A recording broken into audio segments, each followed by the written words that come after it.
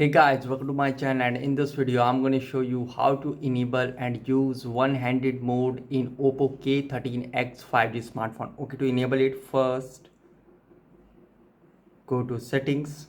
Okay, now in settings, if we scroll down, here you can see accessibility and convenience. Tap on it, and here you can see here we have one-handed mode. Tap on it and simply tap over there to enable it. Okay, now simply swipe from the center of the screen to go in one-handed mode like this, and swipe up to again go in full screen mode. You can see this is the really easy method.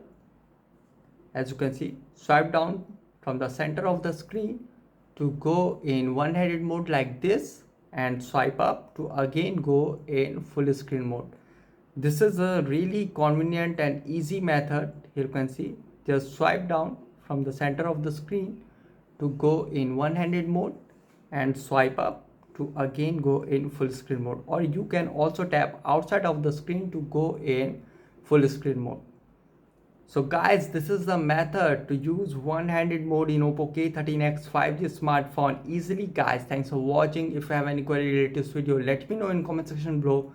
Please like, share, subscribe and click on bell icon for the latest updates.